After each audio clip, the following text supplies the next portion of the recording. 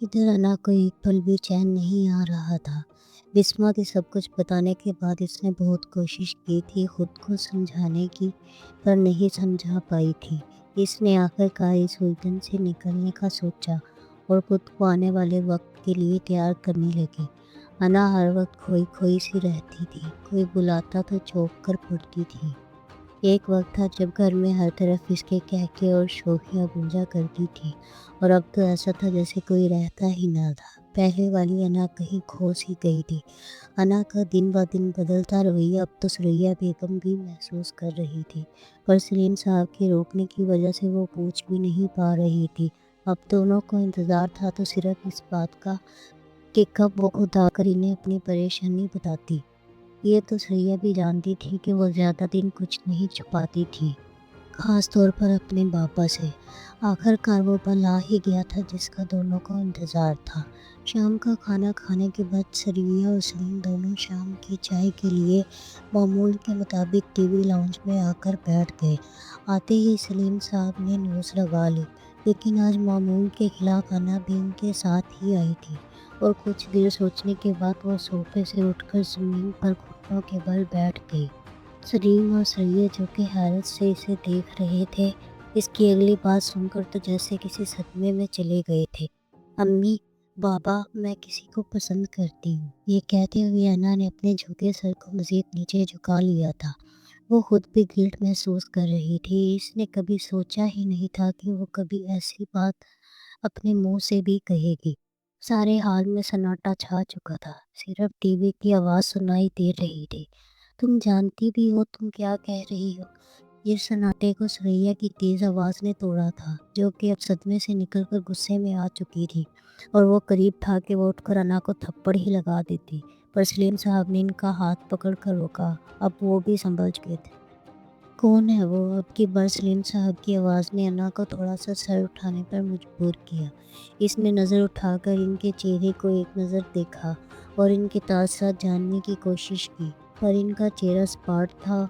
वो कोई अंदाज़ा ना लगा पाई और नज़र झुकाकर बोली, बाबा, इसका नाम इब्राहिम है, वो मेरी यूनिवर्सिटी में पढ़ता है। इतना कहकर वो चुप हो गई थी। नीचे से उठकर ऊपर बैठो और सब कुछ तफसील से बताओ।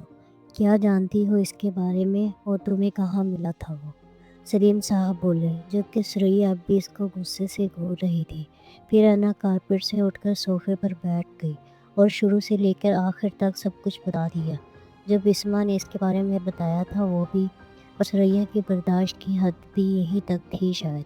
इसलिए हमने भेजा था यूनिवर्सिटी के वहाँ जाकर तुम ये सब करती फिरो और फिर हमारे सामने बैठकर बेशर्मी से ये सब कहो। ये तरबियत की थी हमने तुम्हारी। सुरैया ने अना को बाजू से पकड़कर झंझोड़ते हुए कहा। नाना, जो कि इतनी देर से अपने आंसुओं को ज़ब्त कर रही थी, अब रो ही पड़ी थी। अम्मी, ऐसा मत कहें। मैंने बहुत कोशिश की थी खुद को रोकने की, पर नहीं रोक पाई। मैं जानती हूँ मैंने आपका दिल दुखाया है, इसलिए इससे कुछ कहने या सुनने से पहले ही मैंने आपको सब कुछ बता दिया। अम्मी, मैं बहुत शर्मिंदा हूँ, मुझे माफ़ कर दें, पर खुद को और नहीं रोक सकती। सुरैया को इसकी बातों से जैसे और गुस्सा आया था, और इस पर हाथ ही उठाने लगी थी कि सलीम साहब की आवाज़ ने रोक लिया। बस करो सुरैया, और अना, तुम अपने कमरे में जाओ। इनकी आवाज़ अब की बार पूरे लाउंज में गूंजी थी। ठीक है, मैं तुम्हारी मदद करने के लिए तैयार हूँ, अनाबिया ने किचन से निकलती हुरैन को मुखातिब करते हुए कहा, जो कि इसके आते ही किचन से बाहर की तरफ चल पड़ी थी। इस दिन के बाद से हुरैन और अनाबिया दोनों में बातचीत बंद थी, और ये बात अब घर के बाकी लोग भी महसूस कर रहे थे, मगर इनकी आपसी नोक-झोंक समझकर किसी ने कुछ नहीं पूछा था। मगर हुरैन की चुप अब अनाबिया बर्दाश्त नहीं कर पा रही थी। इसके इसकी मदद करने का फैसला किया। क्या तुम सच कह रही हो? अना तो जैसे चौंक ही पड़ गई। इसे उम्मीद नहीं थी कि वो इतनी जल्दी मान जाएगी। आहिस्ता बोलो, ये ना हो कि दादो सुन ले और कुछ करने से पहले ही हमारी बैंड बजा दे। वो हुरैन के पास आते हुए बोली, जिसका चेहरा इसकी बात से खिल सा गया था। इस रात के बाद 2 दिन गुजर चुके थे। तब से पूरे घर में खामोशी सी थी। कोई किसी से कोई बात नहीं कर रहा था। अना को बाबा के रवैये पर हैरानी हो रही थी। वो इसके बाद कुछ नहीं बोले थे, और नहीं तो वो भी अम्मी की तरह इसे बुरा भला कह लेते। मगर इस तरह बेरुखी ना इख्तियार करते जैसे अब कर रहे थे। इसने ये बात जब बिस्मा को बताई थी तो वो भी बस हैरान रह गई थी और कुछ ना बोली थी। इसे अना से इतनी बहादुरी की उम्मीद ना थी और वो तो सोच रही थी कि इब्राहिम को बताए या नहीं कि इसके जज्बात सच्चे थे। पर वो तो जिस दिन से अना ने इसे मना किया था, इस दिन से इनके घर आया ही नहीं था। वो तीनों शाम का खाना खा रहे थे। अना बाबा के सामने बैठी थी पर इसकी हिम्मत नहीं हो रही थी कि वो इनको मुखातिब कर पाती। कई बार इसने चेहरा उठाकर इनकी तरफ देखा और इनके देखने से पहले ही नज़रें नीची कर लेती थी। ज़िंदगी में पहली बार वो इनसे बात करने से झिझक रही थी। कुछ देर बाद वो उठकर अपने कमरे में चली गई। अपनी बेबसी पर इसे रोना आ रहा था। अगर बाबा को बुरा लगा था तो वो मार लेते, पर ये ना करते। वो तो इनके मना करने पर दोबारा इस चीज़ का नाम भी ना लेती थी। इस बार भी वो एक बार मना तो कर देखते। मैं आज इब्राहिम से मिला था, सलीम साहब सरैया बेगम को मुखातिब करते हुए कहा। वो दोनों खाना खाने के बाद लाउंज में आकर बैठे थे। सरैया बेगम चौंक पड़ी। इसे इनसे इस चीज़ की उम्मीद नहीं थी। इस रात के बाद घर में इस बात का जिक्र नहीं किया गया था। वो तो इस दिन से सलीम से भी ज़्यादा बात नहीं कर रही थी। ये एक तरह से वो अपनी नाराज़गी का इज़हार कर रही थी, पर सलीम अपनी परेशानी में थे। मुझे तो लगा आप भूल गए होंगे और ये जो अनस से बात नहीं कर रहे थे वो भी इसी वजह से, पर आप तो इससे मिलने चले गए। वो गुस्से में आ गई। इस किन से उन्होंने सलीम के कहने की वजह से ख़ुद को काबू कर रखा था। वो आम सोच की मालिक थी जिनके नज़दीक किसी को पसंद करना कोई गुनाह अजीम था, जो कि इनकी बेटी से हो गया था। हाँ, मुझे लगा एक बार मिल लेना चाहिए था, इसमें कोई बुराई भी नहीं है, वो इनकी तरफ देखते हुए बोले थे। वो आज इस मामले को ख़त्म करने के इरादे से बैठे थे। अना की बार बार खुद की तरफ उठती निगाहें वो कई दिनों से महसूस कर रहे थे। वो इसकी हालत अच्छे से जानते थे, मगर इससे पहले सरैया को बताना ज़रूरी था। वो दोनों की ही नाराज़गी बर्दाश्त नहीं कर सकते थे, इसलिए वो पहले बिस्मा के वालिद से इब्राहिम के बारे में पूछा था और इनके मुँह से इब्राहिम की तारीफ़ सुनने के बाद उन्होंने खुद इनसे मिलने का फ़ैसला किया था। और आज वो इब्राहिम से मिलने उस होटल में चले गए जहाँ वो शाम का खाना खाता था। क्या मैं यहाँ बैठ सकता हूँ? वो इब्राहिम के सामने वाली कुर्सी की तरफ इशारा करते हुए बोले। वो अपनी धुन में खाना खा रहा था, सर उठाकर उनकी तरफ देखा। वो यहाँ रोज़ आता था और ये चेहरा इसके लिए नया था। जी जी अंकल, जैसा आपको मुनासिब लगे, वो धीमे लहजे में बोला। वो इसके कहने पर बैठ गए। वेटर को ऑर्डर पहले ही दे चुके थे। अंकल, आप यहाँ पहली बार आए हैं क्या? इब्राहिम को हैरत हो रही थी। एक तो वो यहाँ पहली बार आए थे और दूसरा काफ़ी ज़्यादा खाली मेज़ होने के बावजूद वो इसके पास ही क्यों आकर बैठे थे। और सबसे ज़्यादा हैरानी की बात ये थी कि इनका हुलिया बता रहा था कि वो यहाँ आने वाले बाकी लोगों जैसा तो बिल्कुल नहीं था और इन जैसे लोग इस ऐसी जगहों पर तो हरगिज़ नहीं आते थे। हाँ, पहली बार ही आया हूँ। लगता है आप अक्सर आते हैं। उन्होंने छुपाने की कोशिश नहीं की थी। ये सही पहचाना आपने। अगर मैं यहाँ अक्सर ना भी आता तो भी बता सकता था कि आप यहाँ पहली बार आए हैं। इब्राहिम की नज़रें इनके चेहरे पर टिकी थी। वो कैसे? अब की बार वो ज़ेरे लब मुस्कुराए थे। इससे पहले कि वो कुछ बोलते वेटर इनका ऑर्डर लेकर आ गया, जिसे इससे लेकर उन्होंने टेबल पर रखा और इब्राहिम की तरफ देखा। क्योंकि अंकल, आप जैसे लोग ऐसी जगहों पर बगैर ऐसी गलियों से भी बिना किसी मजबूरी के नहीं गुजरते। वो बिना झिझके बोला था। ओह आई सी, वैसे तुम पूछोगे नहीं कि मेरी ऐसी कौन सी मजबूरी थी जो मैं यहाँ आया। उन्होंने इसकी किसी बात की तसदीक नहीं की थी। हालांकि एक वक्त था जब वो भी ऐसी ही गलियों में पल कर बड़ा हुआ था और जिस मुकाम पर था अपनी मेहनत के बल पर था। पूछता तो नहीं, पर अब आप अगर बताना चाहते हैं तो बता सकते हैं। इसका खाना तकरीबन ख़त्म होने वाला था। अगर कहूँ कि तुम्हारे लिए आया हूँ तो यकीन करोगे? सलीम ने अब की बार अपनी सारी तवज्जो इसकी तरफ कर दी थी। आखिरी नवाला चुनता इब्राहिम का हाथ रुक गया। वह नज़रें उठाकर इनकी तरफ देखा। नज़रों का तसादम हुआ था, मगर वो ज़्यादा देर निगाहें नहीं मिला पाया था। वो एहतरामन नज़रें झुका गया। मैं आपको नहीं जानता, आपकी मुझसे मिलने की क्या वजह हो सकती है?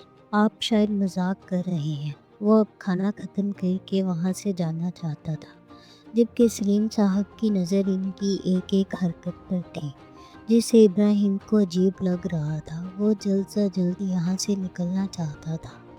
میں انا دل کا باپ ہوں، کیا یہ وجہ کافی ہے تم سے ملنے کے لیے؟ ان کی نظریں اب بھی اس پر تھیں، پر ابراہیم تو جیسے تھم سا گیا تھا۔ پورے 2 ماہ بعد اس کا نام سنا تھا۔ میں نے سنا ہے تم اسے پسند کرتے ہو۔ جی، ابراہیم نے خود کو سنبھالتے ہوئے بنا ڈرے جواب دیا تھا۔ وہ حالات سے ڈر کر بھاگنے والوں میں سے نہ تھا۔ جب محبت کی تھی تو کی تھی، پر کیا اتنے عرصے بعد ان کا آنا عجیب لگا تھا۔ اگر انا کو دیکھنا یا پسند کرنا اس کا جرم تھا تو انہیں بہت پہلے آ جانا چاہیے تھا۔ کافر بہادر ہو برقو تھا، ایک باپ کے سامنے اس کی بیٹی کے لیے اعتراف کر رہے ہو۔ جانتے ہو نہ کہ اس کا کیا انجام ہو سکتا ہے؟ وہ اس کی آنکھوں میں غور سے دیکھتے ہوئے بولے، جیسے اس کی روح تک میں جھانکنے کی کوشش کر رہے ہو۔ جی جانتا ہوں، حالانکہ یہ بھی جانتا ہوں کہ وہ مجھے پسند نہیں کرتی، پر پھر بھی میں انکار نہیں کروں گا۔ اس کی آواز اب کی بار تھوڑی رن سی گئی تھی، جبکہ سلیم صاحب کو انا پر بہت فخر ہوا تھا۔ اس نے اپنے جذبات اس کو بتانے کی بجائے اس کی اجازت طلب کی تھی۔ ان کی تربیت کو وہ کبھی نہیں بھولی۔ تمہیں کیسے پتا کہ وہ تمہیں نہیں پسند کرتے؟ کیا تم نے اس سے پوچھا تھا؟ نہیں، یہ تو نہیں پوچھا تھا، پر میں جانتا ہوں، وہ مایوس سا بولا تھا۔ تمہیں کیا لگتا ہے مجھے کیسے پتا چلا ہوگا؟ مجھے اس نے خود بتایا کہ وہ ایک ایسے لڑکے کو پسند کرتی ہے جو اسے روز دیکھا کرتا تھا۔ انہوں نے ایک ایک لفظ پر زور دیا تھا، اور ابراہیم کے لیے جیسے دنیا رک سی گئی تھی۔ وہ حیرانیوں کی زد میں تھا۔ تو اب بتاؤ مجھے اس لڑکے کے ساتھ کیا کرنا چاہیے؟ ان کی آواز ابراہیم کو جیسے حقیقت میں کھینچ رہی تھی۔ تمہیں حیثیت معلوم ہے اس کی، اور اپنی بھی؟ یہ کیا سوچ کر تم نے اس کا پیچھا کیا تھا؟ وہ اب کی بار دھیمی مگر سخت لہجے میں بولے تھے۔ جی جانتا ہوں، مگر شاید آپ یقین نہ کر پائے۔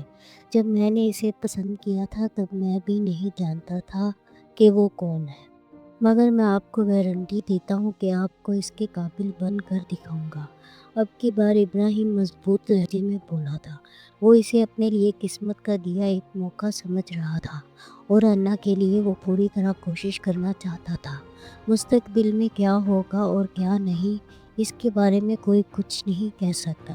میں کیسے یقین کر لوں؟ آپ اللہ پر تو یقین کرتے ہیں نا؟ وہ بھی اب اپنی نظریں ان کے چہرے پر جما چکا تھا۔ ہاں، وہ بھی کوئی پوچھنے کی بات ہے؟ وہ اب کی بار نرم لہجے میں بولے تھے۔ آپ کو شاید جو میں کہوں اس پر یقین نہ آئے، پر جب پہلی بار انا کے بارے میں پتہ چلا تھا تب سے اب تک مجھے کبھی لگا ہی نہیں تھا کہ میں کبھی آپ سے ملوں گا۔ اور اس دن انا کے منع کرنے کے بعد کوئی تھوڑی بہت امید تھی وہ بھی ٹوٹ گئی تھی۔ اس دن میں اپنے رب کی بارگاہ میں جھکا تھا، اور کچھ نہیں کہا تھا، بس رو دیا تھا، مگر میرے جذبات کی سچائی شاید میرے رب کو پسند آئی تھی، تبھی آج آپ میرے سامنے بیٹھے ہیں۔ سلیم صاحب کو تو جیسے چپ ہی لگ گئی تھی۔ ابراہیم کے لہجے میں کوئی بناوٹ نہیں تھی، وہ انتہائی سادگی سے بول رہا تھا، اور وہی سادگی اس کے چہرے پر بھی پھیلی ہوئی تھی۔ ان کے پاس تو جیسے الفاظ ہی ختم ہو گئے تھے۔ تو انکل، اگر آپ مجھ پر بھروسہ نہیں کرتے تو اللہ کی ذات پر رکھیں، انشاءاللہ میں ایک دن ضرور اس قابل بنوں گا۔ عشاء کی اذانیں شروع ہو چکی تھی، کافی وقت گزر چکا تھا۔ وہ بنا کچھ کہے اٹھ کھڑے ہوئے تھے اور ایسے ہی لوٹ آئے تھے۔ اگر تھوڑی دیر اور ٹھہرتے تو شاید وہ اسے ہاں کر دیتے۔ کوئی شک نہیں تھا کہ انا اسے پسند کرتی تھی، وہ تھا ہی اس قابل۔ ابراہیم بس چپ چاپ ان کو جاتا دیکھتا رہا۔ اس نے روکنے کی کوشش نہیں کی تھی۔ ٹیبل پر ان کا منگوایا گیا کھانا ویسے کا ویسا پڑا تھا۔ وہ خود بھی عشاء کی نماز پڑھنے کے لیے اٹھ کھڑا ہوا تھا۔ آپ کے خیال میں اس میں کوئی برائی نہیں ہے؟ سلیم، وہ بچی ہے، ابھی دنیا کی کوئی سمجھ نہیں ہے۔ اس نے غلطی کی ہے، اسے سمجھاؤ گے تو وہ سمجھ جائے گی، اور اگر نہیں سمجھتی تو مجھے اجازت دو، میں خود سمجھا لوں گی، بجائے اس کی بیوقوفی کو بڑھاوا دینے کے۔ ان کا غصہ ہنوز بے قرار تھا۔ سلیم صاحب نے اپنی سوچ کو ابراہیم سے ہٹا کر پوری طرح ان کی طرف متوجہ کی تھی۔ میری بچی نے کچھ غلط نہیں کیا، اس نے کسی کو پسند کیا اور آگے اپنے ماں باپ کو بتا دیا۔ باقی لڑکیوں کی طرح کوئی غلط رستہ اختیار نہیں کیا۔ وہ بھی اس بار تھوڑا سختی سے بولے تھے۔ آپ کو اس نے جو بتایا آپ نے یقین کر لیا؟ کیا واقعی ہی ایسا ہے کہ اس نے اس لڑکے کو بھی نہ بتایا ہوگا کہ وہ اس کے لیے مری جا رہی ہے؟ یہ اس لڑکے نے بھی بتایا تھا، صرف انا نے ہی نہیں۔ کسی کو یہ پتہ ہی نہیں تھا کہ انا اس کو پسند کرتی ہے۔ مجھے بہت فخر ہوا تھا میری جی پر جب میں نے اس کے منہ سے یہ بات سنی تھی۔ تمہیں مجھ پر نہیں تو کم از کم اپنی تربیت پر تو بھروسہ رکھو۔ اب کی بار وہ تھوڑی نرمی سے انہیں سمجھاتے ہوئے بولے تھے۔ تو پھر اب آپ نے کیا سوچا ہے؟ ان کی چھٹی حص ان کو بتا چکی تھی کہ وہ رضامند تھے۔ میں اس کی تھوڑی بہت جانچ اور کرنا چاہتا ہوں اور اس کے بعد میں اس کو گھر بلاؤں گا، مگر اس سے پہلے میں تمہاری رضامندی لینا چاہتا ہوں۔ یہ سب تبھی ہوگا جب تم رضامند ہوگی۔ وہ اس کی طرف سوالیہ نظروں سے دیکھتے ہوئے بولے تھے، جبکہ وہ تو ایک بار چپ ہی ہو گئی تھی۔ سمجھ نہیں آ رہی تھی کہ کیا جواب دے۔ کچھ توقف کے بعد بولی، آپ کو معلوم ہے کہ وہ بسمہ کے والد کے ہاں ملازم ہے۔ ہماری بیٹی کیسے گزارا کرے گی اس کے ساتھ؟ ان کے لہجے میں اب کی بار ایک ایسی ماں کی جھلک تھی جو اپنی بچی کے لیے پریشان سی تھی۔ مجھے یقین ہے کہ وہ کچھ نہ کچھ کر لے گا۔ اس جیسا انسان کامیاب ہو ہی جاتا ہے۔ آپ کو کیسے پتا؟ کیونکہ اس میں مجھے اپنی جھلک دکھائی دیتی ہے۔ تم تو جانتی ہو کبھی میرا ماضی بھی ایسا ہی تھا۔ میں بھی اسی جیسی گلیوں میں رہنے والا انسان تھا۔ ان کا چہرہ بتا رہا تھا کہ وہ جیسے اپنے ماضی کو یاد کر رہے تھے۔ سریا بیگم تو جیسے چپ ہو گئی تھی۔ وہ جانتی تھی، علیم کی والدہ نے شادی سے پہلے ان کی پوری داستان سنائی تھی کہ وہ کیسے اس مقام تک پہنچے تھے۔ کیا پتہ جیسا آپ کو لگتا ہے وہ ویسا نہ ہو۔ وہ آپ کی دولت کی وجہ سے انا کے پیچھے آیا ہو۔ یہ تو اسے بھی پتہ ہوگا کہ ہمارا سب کچھ اسی کا ہے۔ وہ اپنا اصل خدشہ ظاہر کرتے ہوئے بولی، نہیں ایسا کچھ نہیں ہے۔ میں نے ایک دنیا دیکھی ہے، وہ کم از کم ایسا تو بالکل نہیں ہے۔ پھر وہ سریا کو آج ہونے والی ملاقات کے بارے میں تفصیل سے بتانے لگے اور ساتھ بسمہ کے والد کے ابراہیم کے لیے جو بات ہوئی تھی وہ بھی بتائی تھی۔ وہ کچھ نہیں بولی تھی، وہ بس چپ چاپ سب سنتی گئی۔ رین اور انابیہ کب سے حورین کے روم میں سر جوڑے بیٹھی تھی کہ آخر شروع کرے تو کہاں سے کرے۔ ایک ایسی لڑکی جس کا کوئی اتا پتہ نہیں تھا، جس کے بارے میں ہم کیسے پتہ لگا سکتے ہیں؟ انابیہ ہار مانتے ہوئے بولی، آج صبح ہی اس نے اس کی مدد کرنے کی ہاں کی تھی اور تب سے کھانا کھانے کے بعد وہ دونوں سوچ رہی تھی کہ شروع کہاں سے کریں۔ کبھی کہتی کہ اسپتالوں سے شروع کرتے ہیں تو کبھی سوچتی کہ تھانوں سے، پر خود ہی منع کر دیتی تھی۔ دیکھو تم نے آج ہی اتنی مشکل سے حامی کری ہے، اب تم پیچھے نہیں ہٹ سکتی۔ حورین انگلی اٹھا کر باقاعدہ اسے وارن کرتے ہوئے بولی تھی، یار پیچھے نہیں ہٹ رہی، پر تم خود سوچو، جس کا نہ آگے پتہ ہے نہ پیچھے، اس پر ہم کیسے پتہ کر سکتے ہیں؟ وہ اس کی طرف دیکھتے ہوئے بولی، ہاں یہ تم صحیح کہہ رہی ہو۔ حورین اس کی بات کو قبول کرتے ہوئے بولی اور تھک کر بیڈ پر لیٹ گئی۔ نادیہ اس کی تقلید کرتے ہوئے لیٹ گئی۔ کچھ دیر حورین چھت کو دیکھتی ہوئی بولی، پھر اچانک اٹھتے ہوئے بولی، مجھے سمجھ آ گیا کہ کیا کرنا ہے۔ اچھا، اور وہ کیا ہے؟ انابیہ ہنوز لیٹی ہوئی تھی۔ ایسا وہ پہلے بھی 2 دفعہ کر چکی تھی، پر کوئی فائدہ نہ ہوا تھا، اس لیے اسے اس کے اس انداز سے کوئی خاص فرق نہیں پڑا تھا۔ اچھا یہ بتاؤ، ہمارے گھر میں جو بھی ملازم رکھا جاتا ہے تو کیا کرتے ہیں؟ وہ اس کی طرف دیکھتے ہوئے بولی، کیا کرتے ہیں؟ اس سے سیلری وغیرہ اور رہائش وغیرہ دی جاتی ہے، اور کیا؟ اسے تو رین کی باتیں بالکل بیکار لگ رہی تھی، اس لیے لاپرواہی سے بولی تھی، اوہو پاگل، دادو ان کے کاغذات وغیرہ لیتی ہیں سیکیورٹی کے لیے۔ وہ اپنا رخ مکمل طور پر ان کی طرف کر چکی تھی۔ یار کیا کہنا چاہتی ہو سیدھی طرح سے کہو، ایسے پہیلیاں نہ ڈالو۔ اب کی بار انابیہ پوری طرح ضد ہو چکی تھی۔ میں یہ کہنا چاہتی ہوں، اگر صالحہ اس گھر کی ملازمہ تھی تو اس کے بھی کاغذات وغیرہ دادوں کے پاس ہوں گے، اور اگر وہ کسی کو بتائے بغیر گھر سے گئی تھی تو وہ اب بھی دادوں کے پاس ہوں گے۔ اب کی بار وہ بنا رکے بولتی چلی گئی، زیادہ تر ملازمین کے شناختی کارڈ ہی ہوتے ہیں جس میں ان کے والدین کے بارے میں ہوتا ہے، اور وہ تو ہم سب جانتے ہیں کہ وہ ہماری پرانی ملازمہ سکینہ کی بیٹی تھی۔ اب انابیہ بھی اٹھ کر بیٹھ گئی تھی۔ جتنا مجھے یاد ہے وہ ان کی بیٹی نہیں تھی، کیونکہ سکینہ تو ہمارے گھر میں بعد میں آئی تھی، پر وہ پہلے سے تھی۔ کیا واقعی ہی؟ مجھے تو یہی بتایا گیا تھا کہ وہ سکینہ بی کی بیٹی ہے۔ انابیہ کافی حیران ہوئی تھی، اسے آج پتہ چلا تھا۔ تمہیں کس نے بتایا کہ وہ سکینہ بی کی بیٹی ہے؟ آف کورس میری امی نے بتایا، اور انہیں دادو نے بتایا ہوگا۔ اب تو حرین کو بھی حیرت ہو رہی تھی۔ نہیں، تب تم لوگ یہاں نہیں رہتے تھے جب سکینہ بھی یہاں آئی تھی۔ وہ اکیلی تھی، وہ تو ایک بیوہ عورت تھی جن کی کوئی اولاد نہیں تھی، اور تب بابا نے ترس کھا کر انہیں رکھا تھا، اور یہ سب میرے سامنے ہوا تھا۔ حرین خود ششب پنج میں مبتلا ہو چکی تھی۔ تو پھر دادو نے ایسا کیوں کہا ہوگا؟ اب تو انابیہ کو بھی دلچسپی ہو رہی تھی۔ پہلے تو وہ صرف حرین کی وجہ سے لگی ہوئی تھی۔ ان سب کا بس ایک ہی حل ہے کہ دادو کے پاس جو ملازمین کے کاغذات رکھے ہیں ان کو دیتے ہیں۔ حرین کو بھی حیرت ہو رہی تھی کہ دادو نے ایسا کیوں کہا ہوگا۔ ہو سکتا ہے چاچی کو سننے میں کوئی غلطی ہوئی ہوگی، تبھی انہوں نے انابیہ کو ایسا کہا ہوگا۔ لیکن وہ سب تو دادو اپنی الماری میں رکھتی ہیں، اور ان کی چابی وہ ہر وقت اپنے پاس رکھتی ہیں، اور ہمیں دیں گی نہیں۔ ہاں جانتی ہوں، اسی لیے ہمیں چوری چھپے لینی پڑے گی۔ حرین پرعزم لہجے میں بولی۔ پاگل ہو گئی ہو؟ اگر پکڑے گئی تو پھر سے دادو سے ڈانٹ پڑے گی، اور اس بار ہو سکتا ہے وہ ہمارے پیرنٹس کو بھی بتا دے، پھر ہم کیا کریں گے؟ نابیہ نے اسے خبردار کرنے کی کوشش کی، پر وہ ہٹنے والوں میں سے کہاں تھی۔ ہاں وہ سب پتہ ہے مجھے، تم فکر نہ کرو، ہم انہیں پتہ ہی نہیں چلنے دیں گے، اور اگر ہم پکڑے بھی گئے تو میں سارا الزام اپنے سر لے لوں گی، وہ اسے دلاسا دیتے ہوئے بولی۔ ہاں جیسے تم کہو گی اور وہ مان جائیں گی۔ وہ سب چھوڑو، یہ بتاؤ ہم کریں گے کیسے؟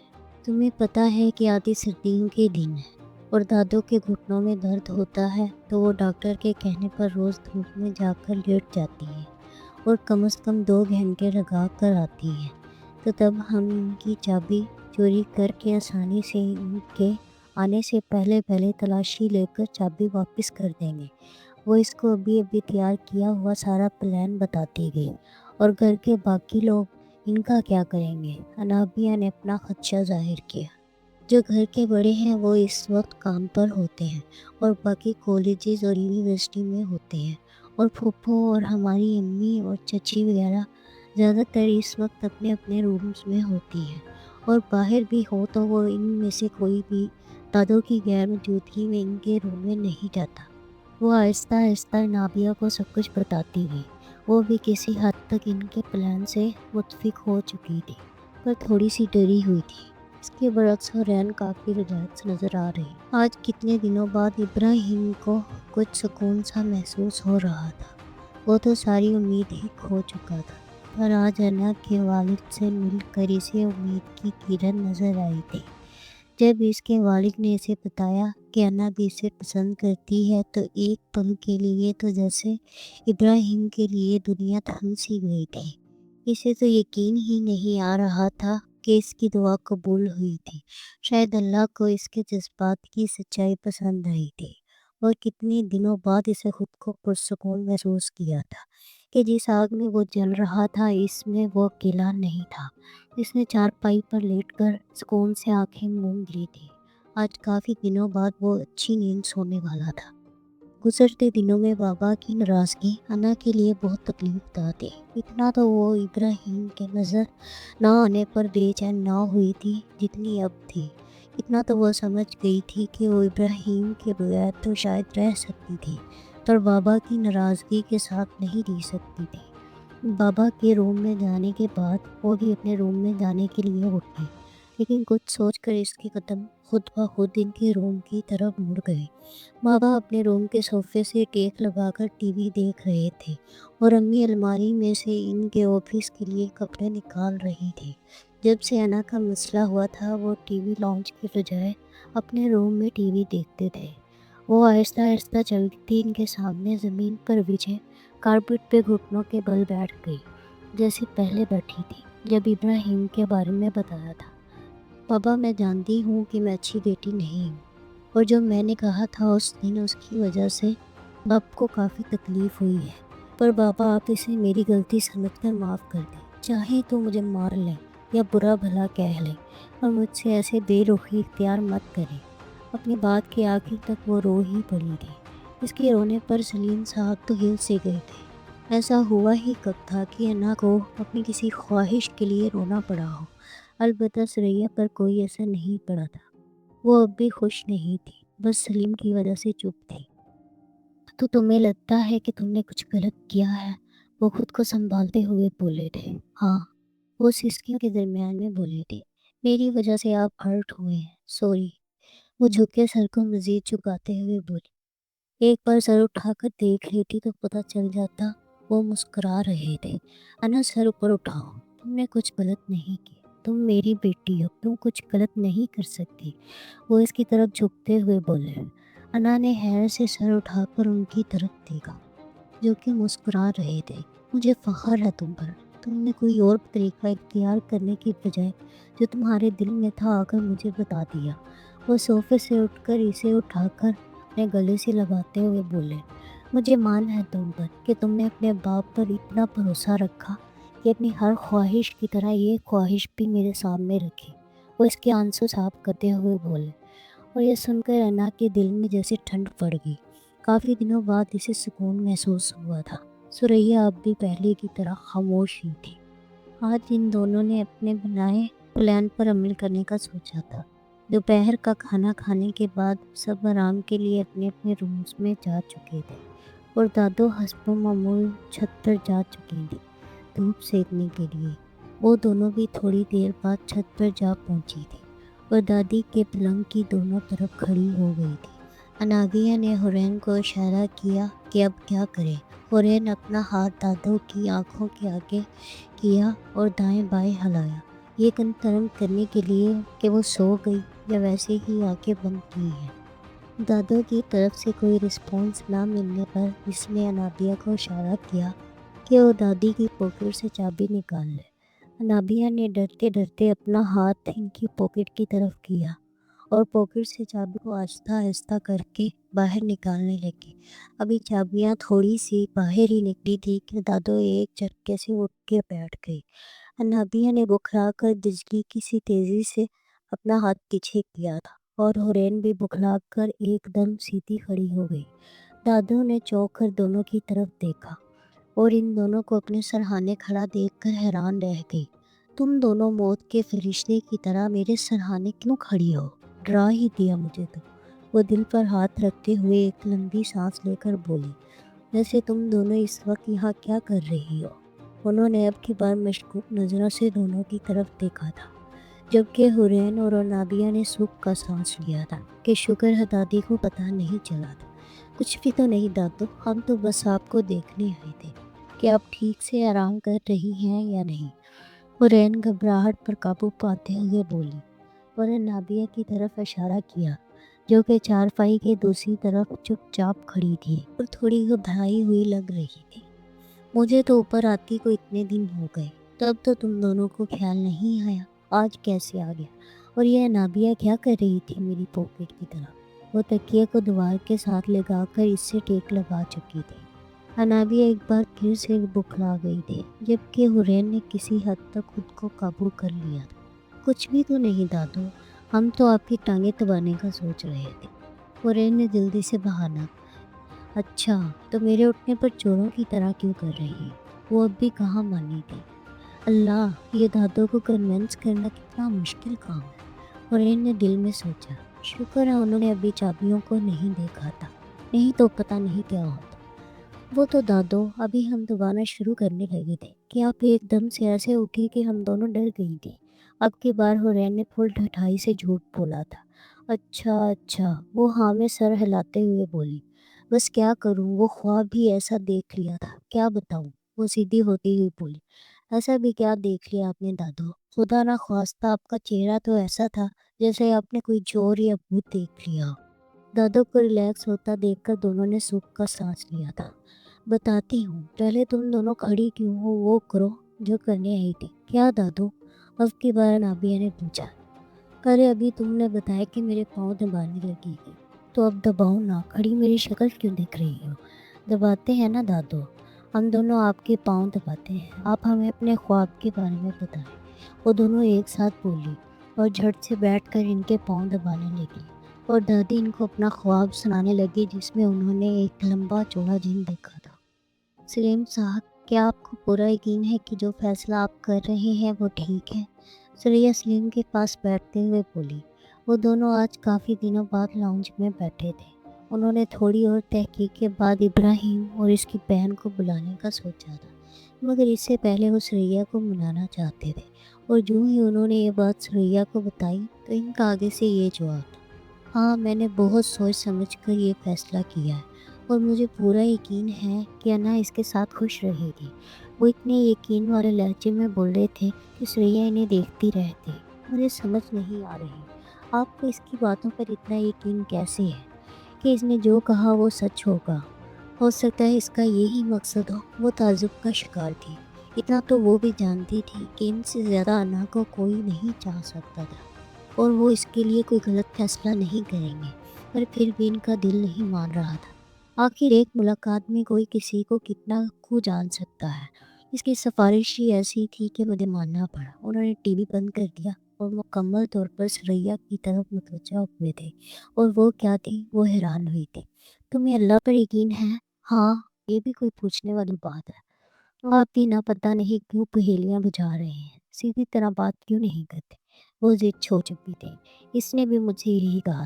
اس نے کہا تھا اگر میں اللہ کی ذات پر بھروسہ رکھتا ہوں تو اسی بھروسے پر انا کو اسے سونپ دوں، کیونکہ یہ اس ذات کا بھروسہ ہی تھا جو بات یہاں تک پہنچی تھی۔ تو بتاؤ اس کے بعد میں کیا بحث کرتا؟ اتنا کہہ کر انہوں نے سریا کی طرف دیکھا کہ شاید وہ کچھ بولے، مگر ان کو چپ سی لگ گئی تھی۔ اسے سمجھ ہی نہیں آئی کہ وہ کیا جواب دیتی۔ اسے چپ پا کر انہوں نے اپنی بات جاری رکھی۔ اگر اس کا یقین اسے یہاں تک لایا تھا تو میں کون ہوتا ہوں انکار کرنے والا؟ مجھے بھی اس ذات پر اتنا ہی یقین ہے جتنا اسے، اور مجھے پورا یقین ہے میری بچی خوش رہے گی۔ اور اگر ان سب کے بعد بھی تم خوش نہیں ہو اس رشتے سے تو جیسا تم کہو گی ویسا ہی ہوگا۔ اتنا کہہ کر وہ اٹھ کر وہاں سے چلے گئے۔ باہر نکلے تو دروازے پر انا کھڑی تھی۔ اس کے چہرے سے لگ رہا تھا وہ سب کچھ سن چکی ہے۔ وہ اس کے سر پر ہاتھ رکھ کر چلے گئے، اور پیچھے سریا چپ چاپ بیٹھی رہ گئی۔ تیدابین کے انکار کی وجہ بھی ختم ہو چکی تھی۔ چابیاں تو کیا ملنی تھی، الٹا دھوپ میں اتنی دیر بیٹھنے کی وجہ سے رنگ الگ کالا ہو گیا، اور سر میں بھی درد ہونے لگ گیا۔ انابیہ ہاتھ میں آئینہ لے کر اپنا چہرہ دیکھ کر ناک منہ چڑھا رہی تھی۔ ان دونوں کو پورے 3 گھنٹے بعد آزادی ملی تھی، اور دادو آج اپنی لاٹھی کی بجائے ان دونوں پر اپنا سارا وزن ڈال کر کے نیچے آئے تھے۔ وہ دونوں سارا ٹائم پہلے دادی کا جن والا خواب سنا تھا، اور پھر ان کے جوانی سے لے کر بڑھاپے تک کے سارے قصے سنے تھے جنہیں وہ پہلے بھی بیسیوں بار سن چکے تھے۔ پہلے تو سب ٹھیک تھا، پر تھوڑی دیر بعد ان کو گرمی لگنی شروع ہو گئی۔ ابھی سردیاں ٹھیک سے شروع نہیں ہوئی تھیں تو دھوپ میں زیادہ نہیں بیٹھا جاتا تھا، پر وہ مرتی کیا نہ کرتی کہ مستاق کچھ کہہ تو سکتی نہیں تھی، تو چپ چاپ بیٹھی رہی۔ اور اب جب سے نیچے آئی تھی حورین کو تو اپنے پلان فیل ہونے کا صدمہ لگا تھا، جبکہ نابیہ اپنے رنگ کی فکر میں لگی تھی۔ اب تم کچھ بولو گی بھی یا نہیں؟ یوں ہی بیٹھی رہو گی؟ تب سے میں ہی بولی جا رہی ہوں۔ وہ چپ بیٹھی حورین کو ہلاتے ہوئے بولی۔ میں کیا بولوں؟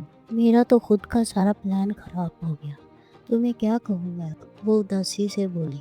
حورین تمہیں پلان کی پڑی ہے؟ اگر ہم نے 2 دن اور ایسا کیا تو ہمارے ماں باپ ہمیں پہچاننے سے انکار کر دیں گے۔ وہ اس کے پاس بیٹھتے ہوئے بولے۔ میں تو کہتی ہوں دفعہ مارو پلان۔ اس کی بات حورین کی گھوئی دیکھ کر اندر ہی رہ گئی تھی۔ تو تمہیں ہماری دوستی سے زیادہ اپنے رنگ کی پڑی ہے؟ معلوم ہے تم نے مجھ سے وعدہ کیا تھا اب پیچھے نہیں ہٹیں گے۔ وہ اپنا جذباتی حربہ اس پر آزماتے ہوئے بولی، جو کہ کام آ بھی گیا تھا۔ ہاں تو میں کب منع کر رہی؟ میں تو یہ پوچھ رہی ہوں کہ اب کیا پلان ہے؟ وہ ایک دم بات کو بدلتے ہوئے بولی۔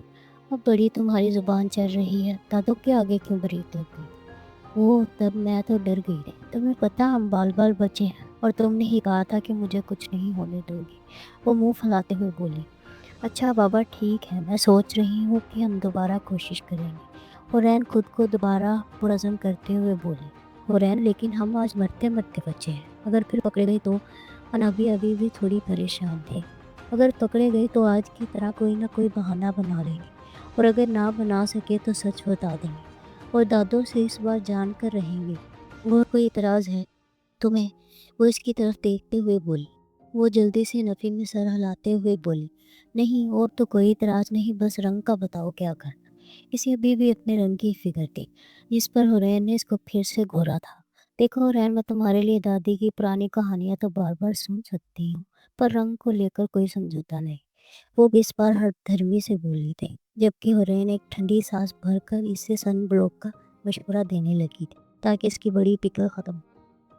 सुरैया से बात करने के अगले दिन ही सलीम ने सुरैया की तरफ से रजामंदी से इब्राहिम को और इसके घर वाले को लाने को कहा। इब्राहिम के लिए तो इससे बड़ी कोई और बात थी ही नहीं। इसने इसी वक्त ताकी से बात करके इन्हें सब कुछ बता दिया और वो अगले दिन ही यहाँ पहुँची थी। और फिर अना से और इसके घर वालों से मिलकर उन्होंने निकाह की छोटी सी तकरीब रखने का सोचा।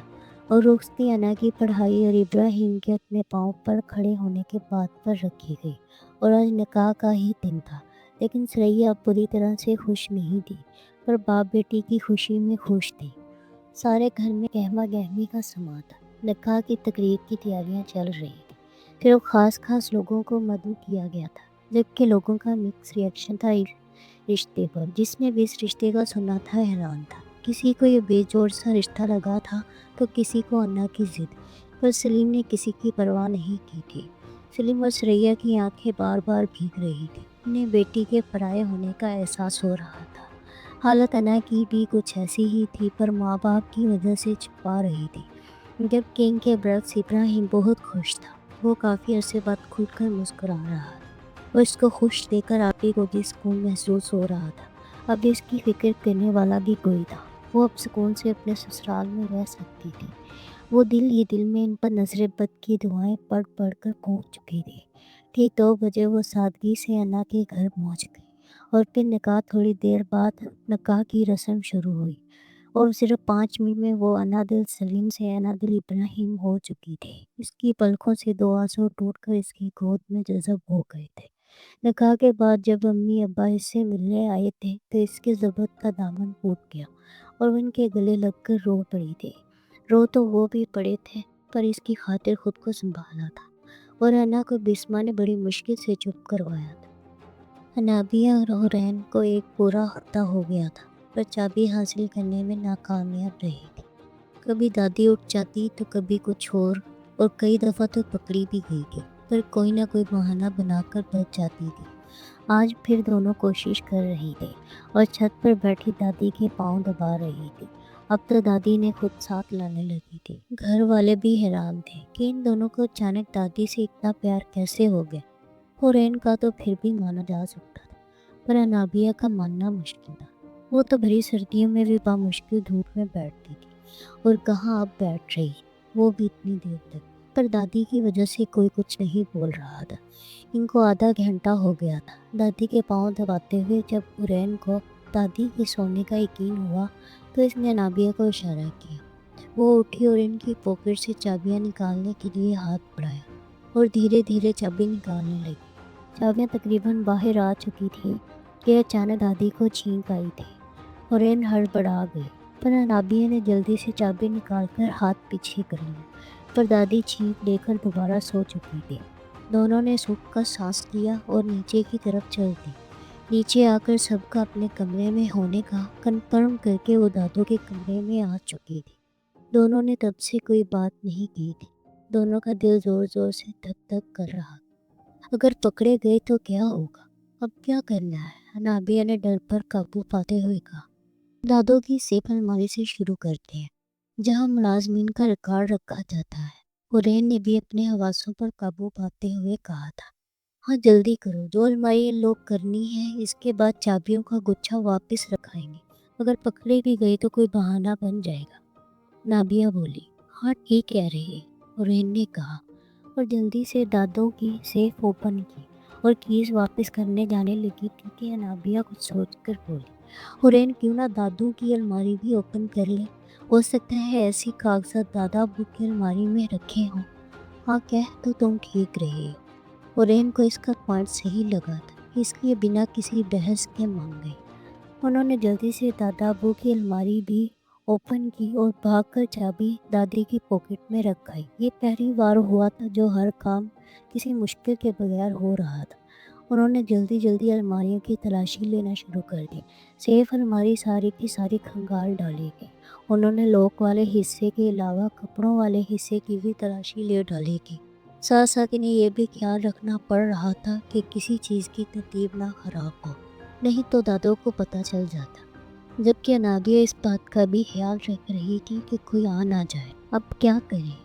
ہمیں تقریباً 2 گھنٹے ہو گئے اور ساری الماری دیکھ ڈالی، پر ہمیں کچھ نہیں ملا، اور دادی بھی آنے والی ہوں گی۔ انابیہ اب تھک چکی تھی۔ ٹھیک کہہ رہی ہو، پتہ نہیں وہ آسمان سے ٹپکی تھی کیا، اس کے متعلق ایک کاغذ بھی نہیں ہے۔ اور عین مایوسی سے بولی۔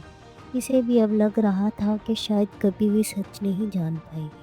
اچانک انابیہ کی نظر الماری کے نیچے رکھے بیگ پر گئی اور اچانک جوش سے بولی، یاد آیا، دادو پرانے کاغذات اس بیگ میں رکھتی دکھی تھی، ہو سکتا ہے اس کے بھی اسی میں ہو۔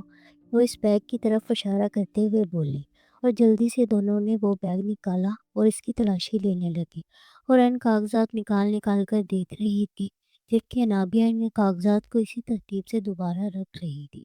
اور ایک کاغذ پر حرین کی نظر رک گئی تھی، جو کہ برتھ سرٹیفکیٹ تھا، جس پر لکھا تھا صالح ابراہیم، والدہ کا نام انادل ابراہیم، والد کا نام ابراہیم نواز۔ حرین تو جیسے تھم سی گئی تھی۔ سیڑھیوں سے دادی کی لاٹھی کی آواز آ رہی تھی، جو کہ دھیرے دھیرے نیچے آتی جا رہی تھی۔